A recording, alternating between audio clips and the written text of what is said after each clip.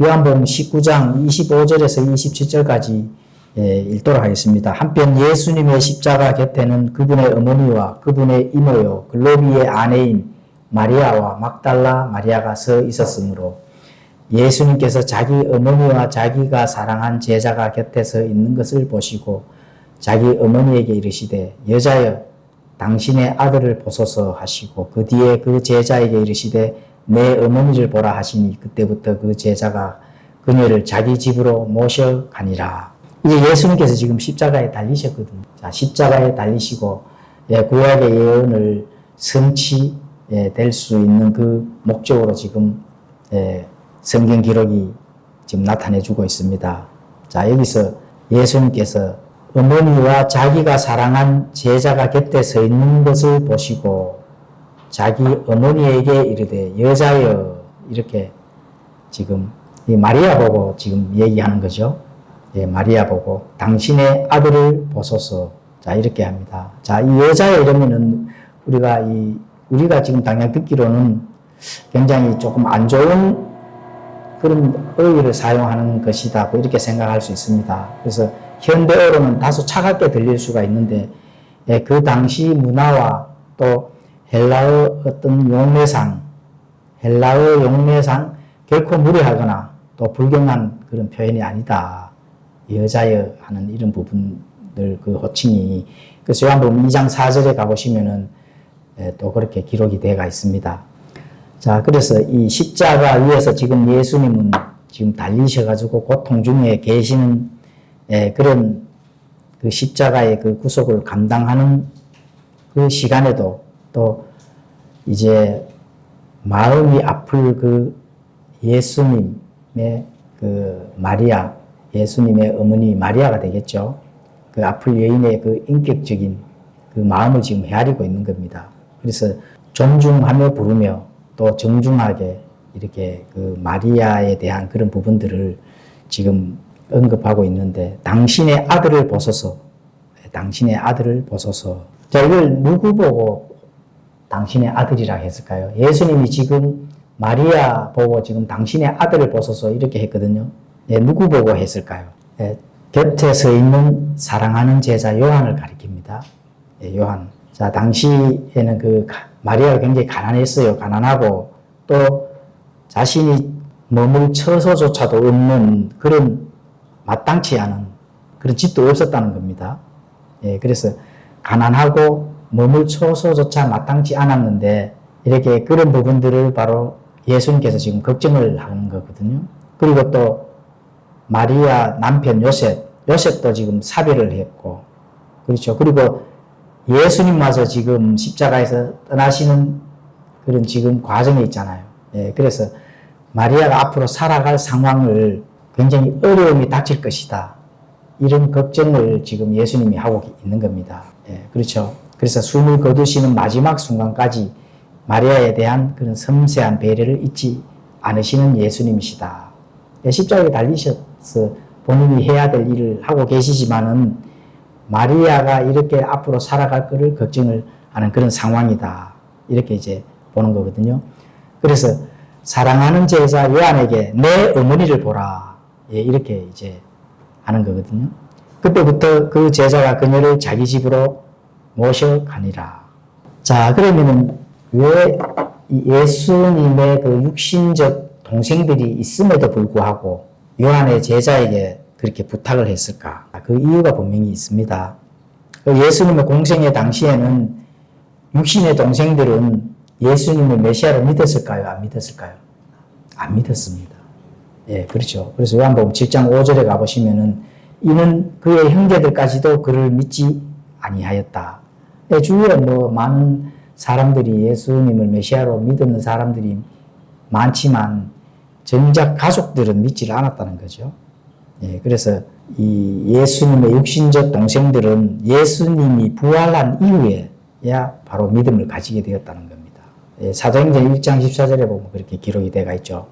그래서 예수님은 십자가 고난의 그 사건을 십자가에 매달리셔서 본인이 지금 고통과 또 고난 속에 있는데도 불구하고 혈육의 관계를 넘어서 십자가 및 끝까지 자리를 지킨 바로 사랑하는 제자 요한. 그렇죠? 그리고 신뢰하는 그런 영적 제자 요한에게 어머니를 온전하게 이렇게 맡겼다. 그리고 이제 위탁하는 그런 사건이 바로 지금 요한복음 25장 27절까지 그 기록이 되어 있습니다. 자, 28절, 29절도 읽고 설명을 드리도록 하겠습니다. 이 일 뒤에 예수님께서 이제 모든 일이 이루어졌음을 아시고 성경 기록이 성취되도록 하기 위해 이르시되 내가 목마르다 하시니 마침 식초가 가득 담긴 그릇이 놓여 있으므로 그들이 해면을 식초로 적신 뒤 우술초에 달아 그분의 입에 대니라. 예수님께서 성경 기록이 성취되도록 하기 위해 이르시되 내가 목마르다 하신다. 그러니까 십자가에 달리시기 얼마나 목말랐으면 예수님께 직접 내가 목마르다 이렇게 말씀하셨을까. 이거는 이제 성경 기록이 성취되도록 하기 위해서 하셨다고 지금 이렇게 기록이 되어 있거든요. 자, 그렇다면 십자가 처형에서 목마르다 하는 거 어느 정도 목마를까요? 바로 신체적 고통의 극치를 달하는 겁니다. 참을 수 없는 극심한 갈증, 고열, 그리고 인체 내의 모든 수분이 고갈되고 또 목이 타들어가는 그런 과정에 지금 있는 겁니다. 예수님께서. 그런 과정에 있는 십자가를 예수님이 아니라면 누가 달려야 될까요? 우리 본인 한 사람 한 사람이 십자가에 달려 그렇게 사망 가운데 던져질 수밖에 없는 상황을 예수님이 지금 대신하고 있는 겁니다. 왜 예수님이 대신할까요? 예수님은 죄가 없음에도 불구하고 십자가에서 달리셨기 때문에 인류의 죄를 대신할 수 있는 겁니다. 그렇죠? 그래서 그런 부분들은 바로 내가 십자가에 달려서 그런 고통 또 목마를 정도로 혀와 목구멍이 바짝바짝 타들어갈 정도로 이래 죽음으로 가고자 하는 그 공포 그거를 사실 우리가 인지를 꼭 해야 됩니다. 그렇죠. 시편에 가보시면은 내 힘은 질그릇 조각같이 말랐고 내 혀는 내 턱에 붙으며 또 주께서 나를 사망의 티끌 속으로 데려가셨나이다. 자, 시편 69편 21절에도 그들이 또한 쓸개즙을 나의 먹을 것으로 주며 내가 목마를 때에 내게 식초를 주어 마시게 하셨나이다. 그렇죠. 자, 예수님 십자가 사건 이전 천여 년 전에 이미 이렇게 예언이 되어 있는 것이 그때서야 성취가 되는 거거든요. 그렇죠. 그래서 성경 기록이 성취되도록 하기 위해 이르시되 내가 목마르다 하신다. 이게 이제 그때 이제 성경 기록이 성취가 되는 겁니다. 자, 30절도 읽고 함께 나눠보도록 하겠습니다. 그러므로 예수님께서 식초를 받으신 뒤에 이르시되 다 이루었다 하시고 머리를 숙이시며 숨을 거두시니라. 자, 오늘 제목도 다 이루었다거든요. 다 이루었다. It's finished. 그렇죠. 다 이루었다. 자, 여기서 성령에 나타나는 모든 예언의 성취, 예수님께서 다 이루었다 이 안에 모든 것이 100% 함축이 되어 있다 하는 거. 이거 꼭 인지를 해 주셨으면 좋겠습니다. 자, 다 이루었다. 이게 바로 단순한 어떤 사건이나 또는 시간이 그냥 지나가니까 뭐 이루어지는 것이 아닙니다. 그러니까 뭐 이제 끝났다, end, over 이런 의미가 절대로 아니고 다 이루었다는 겁니다. 처음부터 끝까지 완전하게 다 이루었다는 겁니다. 그래서 구원은 우리가 무엇을 이루어가는 것이 절대로 아니고 그리스도께서 이미 다 이루어 놓으신 그 값없는 공로 안에서 안식하는 것이 구원이거든요. 뭔가 안식일을 지키기 위해서 계속 이루어가는 것이 아니고 예수 그리스도께서 다 이루어 놓으신 그 공로 안에 우리가 값없이 안식하는 것이 바로 구원이다. 이렇게 이제 볼 수가 있습니다. 그럼 왜 그렇게 될까요? 십자가에서 모든 것을 완전히 끝내셨기 때문에 신자에게는 정죄나 실패의 두려움이 없다. 예수님께서 그 실패나 두려움을 우리가 가지기 위해서 다 끝내셨다 하는 것이 아니거든요. 다 이루었다 하는 것이 아니거든요. 그래서 오직 평안과 감사가 있어줘야 된다 하는 거. 그렇죠. 왜냐하면은 내가 그렇게 해야 될 거를 예수님께서 대신 하셨기 때문에 거기에 있어서 값없이 그 공로를 예수님과 함께 누리고 또 감사하고 기쁨을 담고 이런 것들로 나아가줘야 되지. 예수님께서 끝내신 일을 끝내지 못한 것으로 내가 뭔가를 다시 또 이루어 나간다 하는 것은 있을 수가 없는 일입니다. 그렇죠. 자, 31절도 보도록 하겠습니다.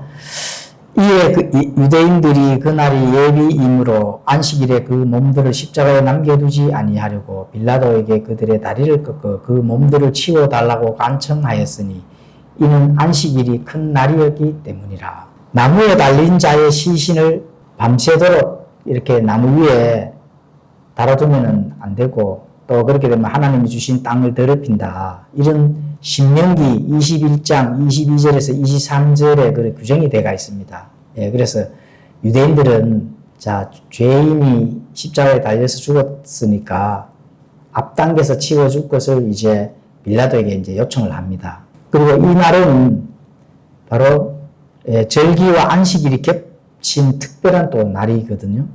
절기 그러면 이건 6월절이 되겠죠. 그리고 또 안식일도 겹치고 이래 되니까 유대인들은 6월절과 안식일을 지키기 위해서 이제 동서분주 이제 하는 거죠.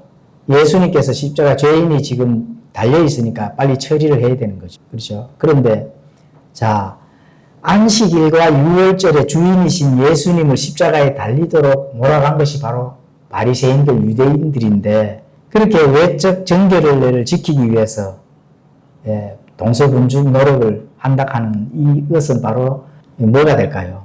이 종교인들의 위선의 극치를 이제 보여주는 거죠. 안식일의 주인 메시아를 자신들이 십자가의 못을 받고 거기에서 또 이 6월 절기를 지키려고 한다 하는 거.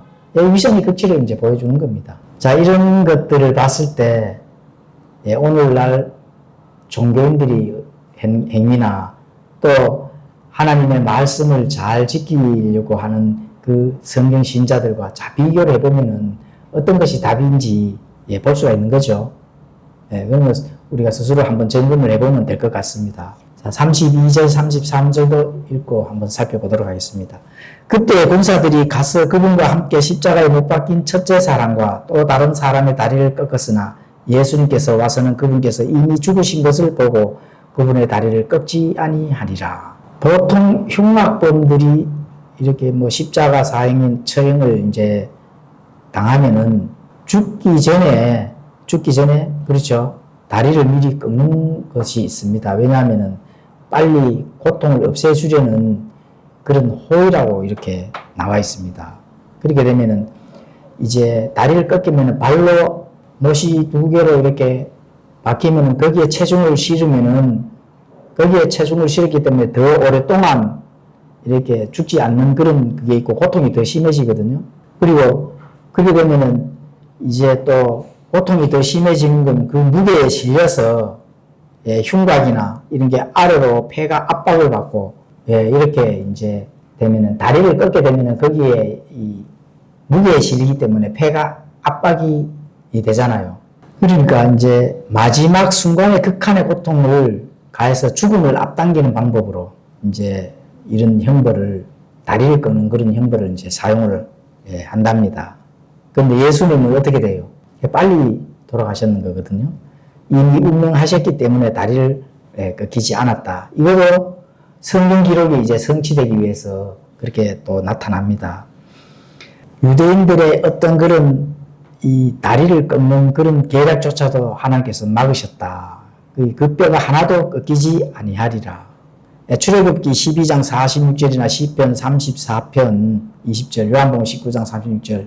자, 이런 성경 기록들에 가보시면은 6월절 어린 양의 예언을 완벽하게 성취시키는 하나님의 그 섭리적 도구로 사용이 되는 그렇게 그러니까 뭐 로마 군대 또는 유대인들, 바리새인들 이런 것도 다 하나님께서 성경 기록의 성취를 하기 위해서 다 도구로 사용을 하나님께서 하신다. 이렇게 이제 볼 수가 있는 거겠죠.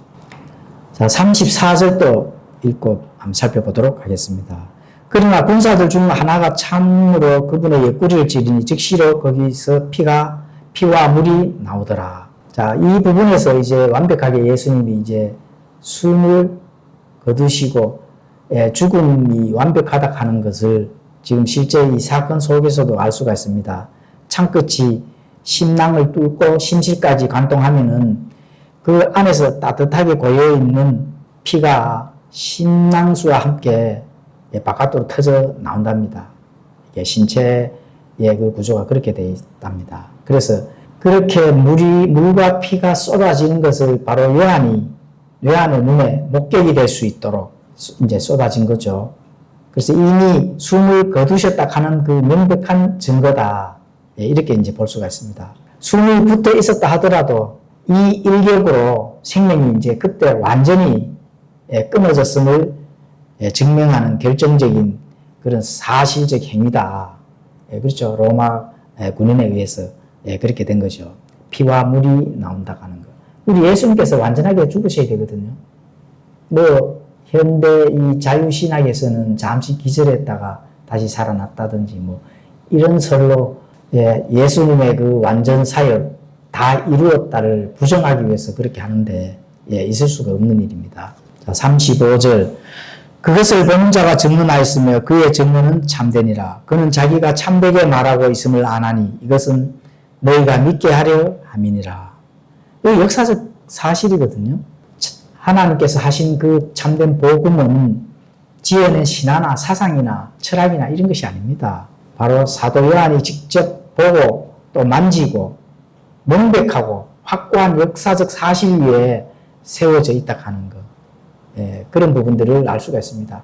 자유주의 신학에서는 이게 뭐 예수님의 사역을 자꾸 폄훼하고 사실이 아닌 것으로 계속 몰아가서 어떤 그런 진리들을 훼손하기 위해서 하는데 이런 부분들은 실제적인 성경 기록이 이렇게 증언을 하는 거거든요. 그것을 보는 자가 증언을 하고 그의 증언은 참된다. 이렇게 기록을 한다 하는 것은 사실인 역사적 사실이라는 거죠. 그리고 증인의 사명이 바로 있는 겁니다. 그 역사적 사실 속에서 십자가에서 완성된 진리를 삶의 진실과 또 인격과 신실한 증언으로 이런 부분들을 세상에 전해야 되는 참된 증인이다. 그렇죠? 바로 사도 요한부터 참된 증인이 계속적으로 지금까지도 그것을 우리도 증언을 하잖아요. 예수님께서의 그 대신 속죄, 내가 십자가에 달려야 될 것을 예수님께서 대신 해주셨다 하는 것, 구속을 해주셨다 하는 것, 지금도 우리가 증언을 하잖아요. 그 증언은 참된다. 이렇게 성경 기록은 전달해주고 있습니다. 36절 읽도록 하겠습니다. 이 일들이 이루어진 것은 그의 뼈가 하나도 꺾이지 아니하리라 하는 성경 기록이 다시 이르되 그들이 자기들이 찌른 자를 보고 보리라 하느니라. 자, 그의 뼈가 하나도 꺾이지 아니하리라 하는 이 부분도 성경 기록이 이제 다시 이른다는 겁니다. 자기들이 찌른 자를 볼 것이다.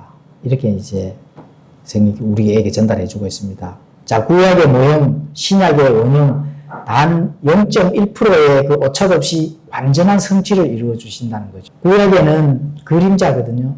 앞으로 오실 예수님을 전체적으로 예수 그리스도에 대한 거기에 이제 타겟을 두고 예언을 했는 거거든요. 자, 그래서 그래 이제 그림자고. 그럼 신약에 들어와서는 어떻게 될까요?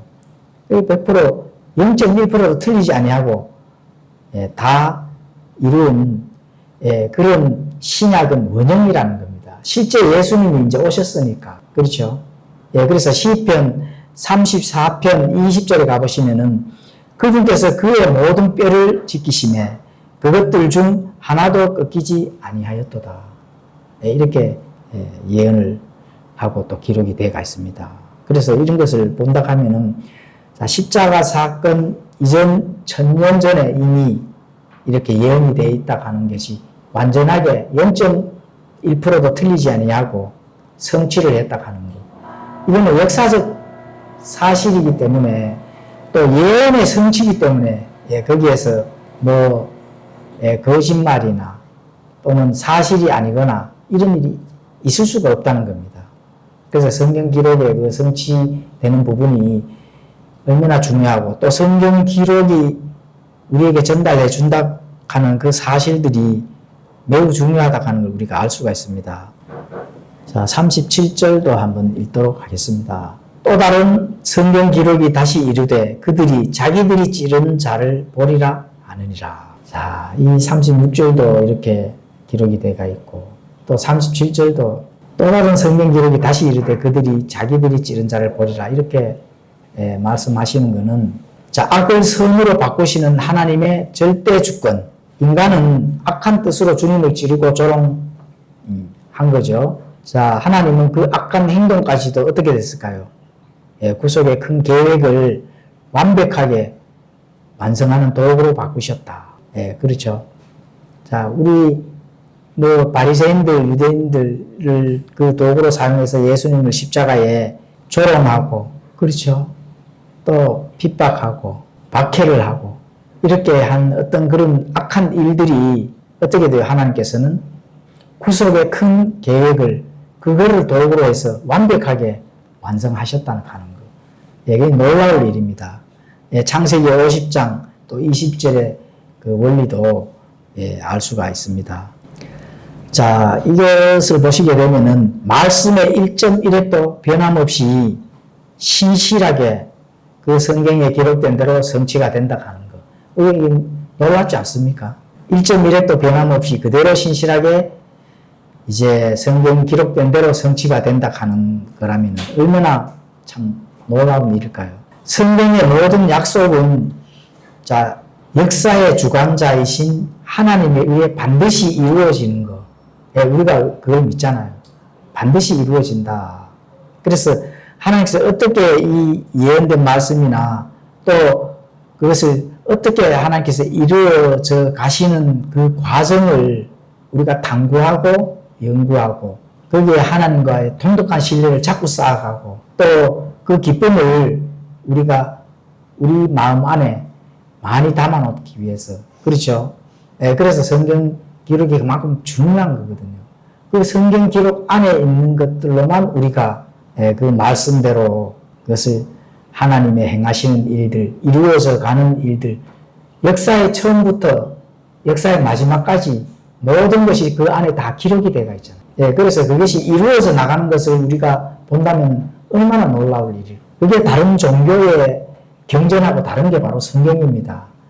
다른 종파의 경전들은 뭐 그냥 철학이라든지 도덕적인 거라든지 뭐 이렇게 또 아니면 인간적인 어떤 그런 이 우주적 계산에 의해서 뭐 미리 예언되었다는 것도 있지만 그러나 그런 부분들이 100% 성취되었다고 학자들이 그것을 발견을 했다 하는 것은 지금까지였습니다.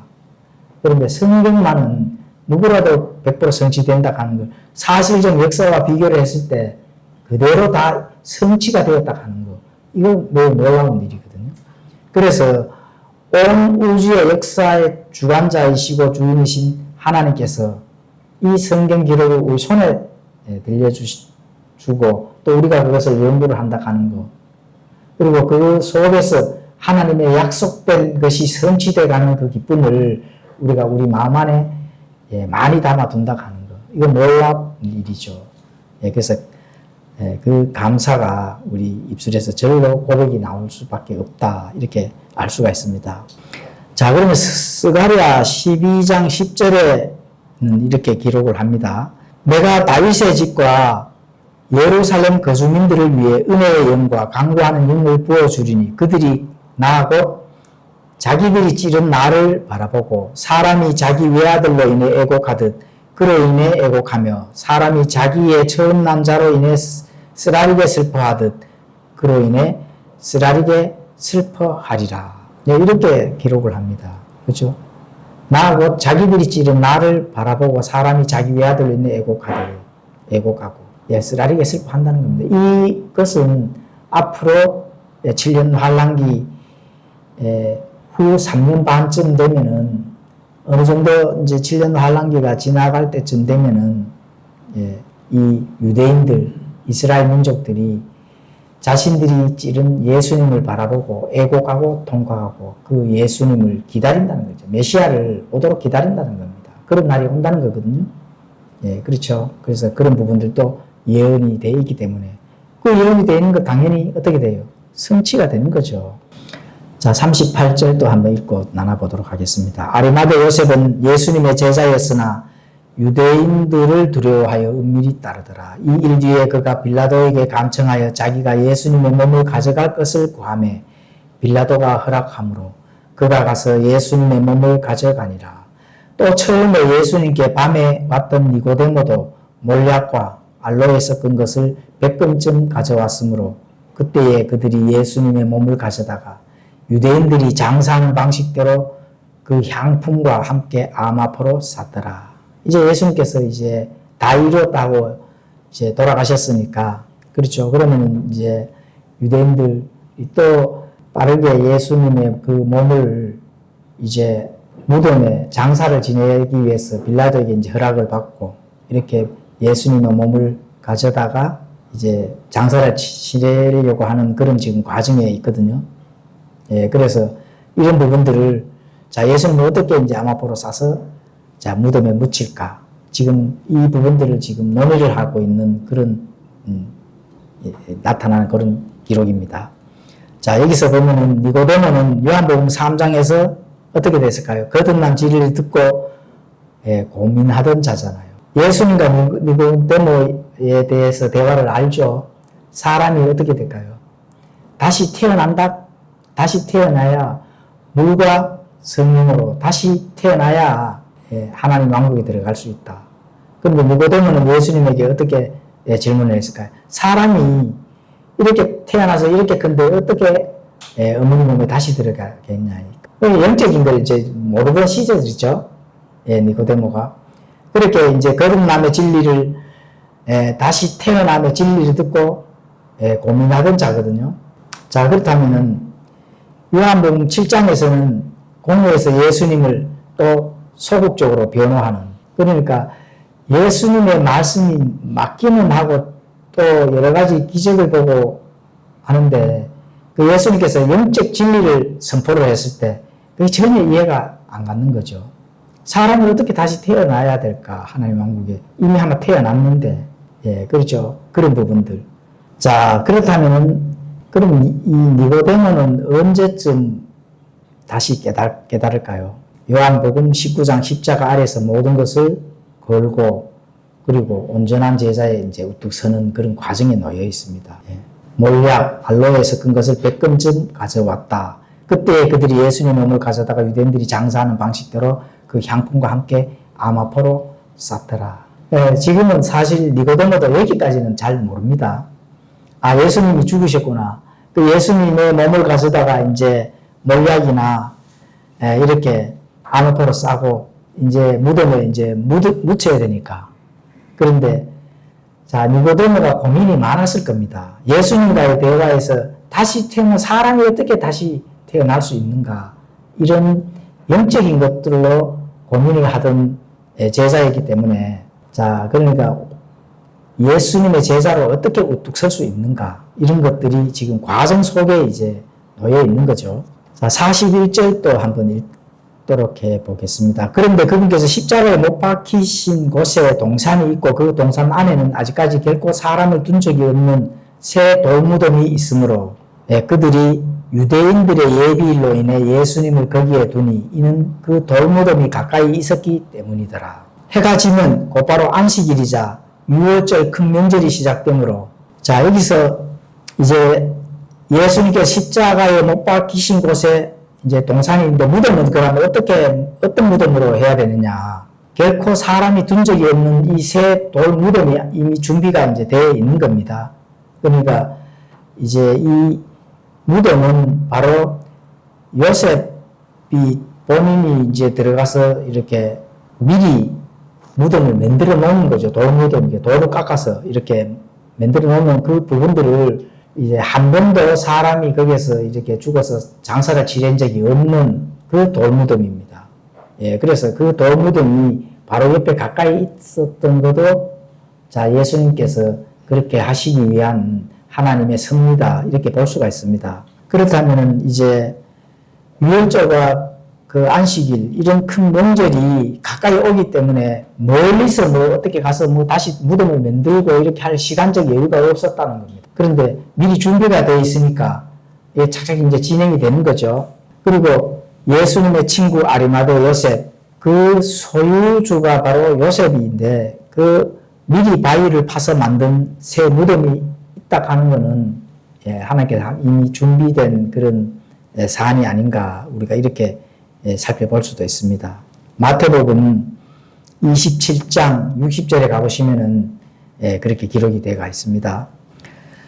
자, 그리고 이제 요셉과 니고데모, 자, 이 총각을 다투는 그런 급박한 이제 순간이 되는 거거든요. 왜냐하면 유월절도 다가오고 또 안식일도 다가오고 이러기 때문에 바로 그 미리 준비된 돌 무덤, 새 무덤에 이렇게 들어가야 되는 그 놀라운 타이밍이 그렇게 맞아진 것에 대해서 참 그때 당시 제자들도 엄청 놀랍다 이렇게 이제 볼 수가 있습니다. 자, 요셉과 니고데모는 자 미처 이런 일들을 알지를 못한 부분이 있습니다. 요셉과 니고데모, 하나님의 계획 이런 부분이 무덤을 미리 발견 준비를 해 놓으시고 또 거기에 대해서 대처해야 한다 하는 그런 부분들을 지금 세 가지의 어떤 그런 영적 통찰을 우리가 살펴볼 수가 있습니다.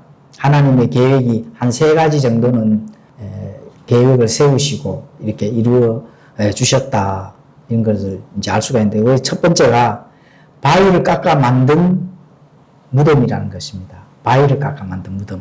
마가복음 15장 46절에 가보시면은 그 내용이 잘 기록이 되어 있는데, 자, 돌 무덤을, 그때는 이제 유대인들 그 예루살렘 그 상황에서는 무덤을 웬만하면 이제 돌 무덤으로 하는데, 자, 돌 무덤인데 바위를 깎아서 만든 새 무덤이 되겠습니다. 자, 그래서는 입구 외에는 다른 어떤 통로나 틈이 없는 견고한 구조로 되어 있다 하는 것. 자, 그렇다면은 오늘날 이 자유주의 신학, 이런 신학자들이나 학자들이 훗날에 제자들이 시신을 훔쳐갔다 하는 이런 주장도 나오거든요.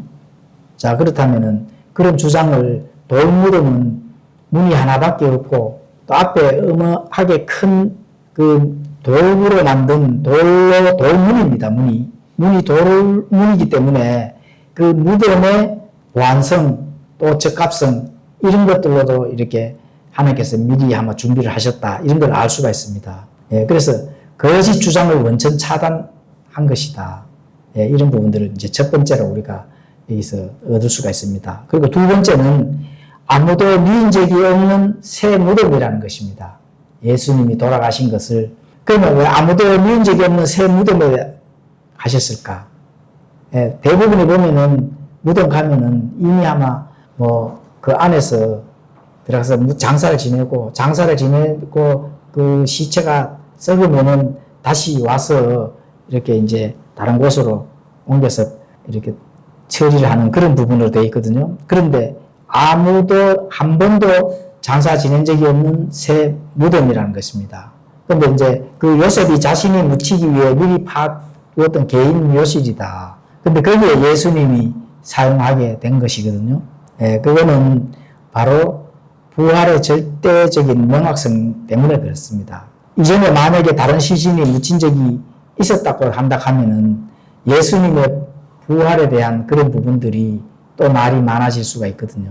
그리고 한 번도 묻힌 그런 적이 없기 때문에 사흘 뒤에 무덤에서 부활하여 나오시는 분이 오직 예수 그리스도 한 분뿐이라 하는 이런 부분들을 증명해주는 또 어떠한 혼란이나 의심도 제기할 수 없도록 이래서 새 무덤에서 장사를 지니셨다. 이렇게 알 수가 있습니다. 기독교의 핵심 진리는 부활이거든요. 부활. 예수님이 부활의 표본을 우리에게 보여주셨거든요. 그래서 그 부분들이 뭔가 문제가 발생이 되면 안 되는 거거든요. 그래서 이런 부분들, 많은 부분들을 하나님께서 이미 예표하시고 그런 것들을 다 도구로 사용을 하셨다. 이런 부분들을 알 수가 있습니다. 자, 세 번째, 죄인과의 거룩한 구별입니다. 이게 바로 영적 예배의 일관성인데 예수님께서 예루살렘 입성하실 때 아무도 타보지 않은 어린 수나기로 입성을 하셨거든요. 누가복음 19장 30절에 가보시면 그렇게 입성하시고 또 장사될 때도 어떤 사람의 시신도 전혀 미인 적이 없는 새 무덤에 예수님께서 장사를 지니셨거든요. 자, 이거는 바로 거룩한 구별의 것을 볼 수가 있습니다. 죄인들과 함께 눕혀졌던 그런 자리에 눕히지 아니하고 오직 예수님께서는 죄가 없으신 분이시기 때문에 그런 부분들로 우리가 연결을 해 볼 수가 있습니다. 만왕의 왕이시고 또 흠없는 대제사장이신 그리스도께서 생애의 시작부터 장사 지낼 때까지 죄인들과 철저히 구별해 지시는 그런 일, 죽으실 때도 구별된 그런 부분들을 나타내 보여주시는 것을 바로 증명하는 것이다. 이렇게 이제 볼 수가 있습니다. 자, 예수님의 죽으심. 이 오늘의 문맥은 예수님의 죽으심, 장사. 자, 이거는 예수님께서 직접 말씀을 하신 다 이루었다. 그렇죠. 처음부터 끝까지 완전하게 단 한 번으로 다 이루신, 끝을 내신, 죄를 제거해 버리신 그런 것의 완전한 마침표다. 이렇게 이제 보시면 됩니다. 이 문맥을 하나를 통해서 예수님이 한마디 하신 그 다 이루었다 안에는 모든 것이 처음부터 끝까지 역사적인 모든 일, 그렇죠. 인간이 죄의 속박에 들어가서 죄의 멍에를 메고 저 불 가운데 또 영원한 멸망, 사망 가운데 던져질 수밖에 없는 그 죄인들을 자신의 몸을 던져서 그 죄값을 대신 치르시고 하나님의 왕국으로 하나님의 집으로 모든 인류들을 옮기셨다 가는 거. 그게 마침표거든요. 결정적인 그 순간 다 이루었다 하는 그 안에 모든 것이 100% 함축되어 있다 하는 거. 이런 것들을 알 수가 있습니다. 이것은 아무도 부인할 수 없는 영광스러운 부활을 위한 하나님의 가장 거룩하고 흠없는 그런 성경 기록을 완전하게 성취하셨다 하는 거. 이 문맥에서, 이 문단에서 우리가 알 수가 있습니다. 자, 이제 예수님께서 죽으셨으니까, 자, 그 다음 장에는 뭐가 나올까요? 부활이 나오잖아요. 3일 밤낮 72시간. 이 부활. 예수님께서 72시간 어디 갔을까요? 또 갖는 그 흔적들. 그 다음 이제 문맥에, 그 다음 장에 보면은 나오는데, 그런 부활을 위한 하나님의 가장 거룩한 일, 인간들의 죄를 위해서 대신 속죄 죽으셨다 하는 거. 이 문단에서 우리가 알 수가 있습니다. 그래서 내가 달려야 되는 걸 예수님께서 대신 달리시고 피와 물을 쏟으시고 하셨다 하는 그 견디셨다 하는 그런 부분들 우리가 인지를 하고 이 문맥을 읽으면서 우리가 가슴 깊이 예수님이 하신 일들을 담아둬야 되지 않겠나 하는 것들을 이 오늘 성경 요한복음 19장 25절에서 42절까지를 우리가 나눠봤습니다. 이 안에 있는 내용들을 다시 읽으면서 내가 해야 할 일들이 무엇인가 이런 거 잘 생각하면서 예수님께서 참된 복음으로 말씀을 우리를 전달해 주셨기 때문에 그 말씀을 가지고 우리가 앞으로 남을 때 진정으로 해야 될 일들을 잘 발견하고 또 승리하는 신앙의 여정을 갔으면 좋겠습니다. 기도하고 마치겠습니다.